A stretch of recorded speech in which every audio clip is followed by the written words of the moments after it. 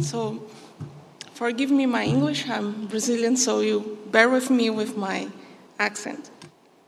If the goal of science is the achievement of consensus, what is the science for? That's the main question. NSTA talks about consensus of climate change and therefore climate crisis. According with the NSTA, there is no controversy about the climate change and the fact that there is a climate crisis. And the main question is how we mitigate the damage, how we empower the students to deal with the climate change and therefore be better citizens. In Brazil, we understand that very well because we have government telling us what you should think, how you should deal with your children, right? So the fact that the NSTA states that the scientific community agrees with the climate change and climate crisis, it's a type of framing because they basically remove what Sharon just said about scientists arguing with each other about concepts and say everybody has a consensus about this and we should just address the problem. Because of that, the CO2 Coalition decided to go to the NSTA convention because if we're going to talk, let's talk with them.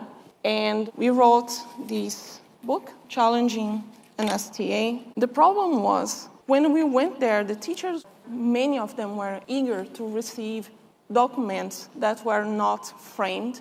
And many teachers told us that they have to state what the NSTA say because otherwise they lose their job. And the NSTA expel us, but I will go in that route very soon. The NSTA, in this document, they say that there is a cumulative weight of scientific evidence that indicates the climate is changing. Think about this. Cumulative weight, what that even means. How that is scientific valid. It's not. And if they say all this evidence is enough for the students to go and try to understand the climate change and therefore how they will fight the climate change, they also advocate for integrating all the climate change science across the K-12 curriculum. So that is another way to use different fields out of the science to indoctrinate the children and instigate fear, because then you have the social part. Then you have different people basically coming to your children and telling them, there is a climate crisis. You should be afraid. You should act right now. Does anyone remember Greta? I don't need to go there, right? Yeah, I have seen that. So the other part is, because NSTA highlights the models, and let me tell you, I am a chemist, I am a lab person.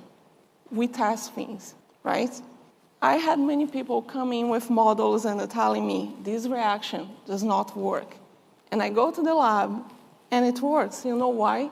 Because they cannot address in one model all the steps that we have to go through to prepare certain things. And that's the same problem when you highlight models that use scientific consensus. Keyword again, consensus, right? It's opinion. Basically, what they are saying is, here is the truth, and therefore we just have to talk about this. However, consensus, again, has no role in the scientific method, let alone in critical thinking, because the students are not even asked to question anything because that's the status quo, and therefore you have to work with that. The other part related to the NSTA standards is that they would like the students to address strategies to mitigate the climate change. Think about that. Your children, again, will be thinking of strategies how to mitigate the climate change, the sacrifice. It doesn't matter the cost, right? We need to do it as soon as possible. It's what they say. But at the CO2 Coalition, we understand that CO2, it's good for the planet. It's the core of our planet. And the reason we have a C on the name of my company is the intelligence that comes from carbon. The point is that more CO2, you have more crops, you have a slightly warming, but that's very good. I lived in Canada for 9 years of my life. Any warmth would be great for us there. So I would like to tell you, yes, we love CO2 and so should you. And I would like to tell you a quick story about how we end up being ejected from NSTA because it's fun.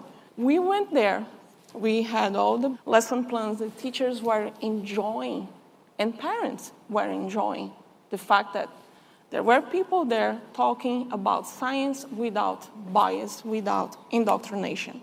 However, when many of other teachers saw these documents, they didn't like it.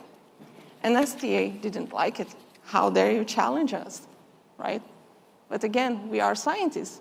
We challenge each other. It's part of who we are.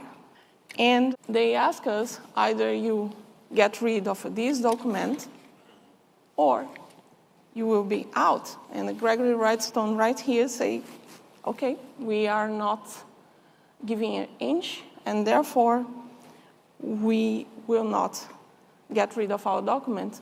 So they invite us out. They call the security. It was interesting.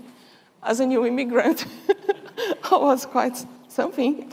And I have to tell you, I do not regret. I do not regret the smearing campaigns that came after. Thank you, Washington Post. You are great. You call us climate deniers.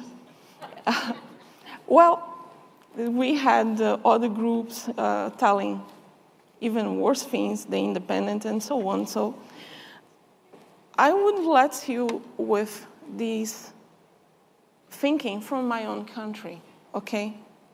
If you don't fight for your children, who will do that? You will let your own children go in survival mode as it happened in my country? They lose all their critical thinking? Is that what we are going about? I encourage each and every one of you, go to our booth and see what we have. You will see that it's plain science.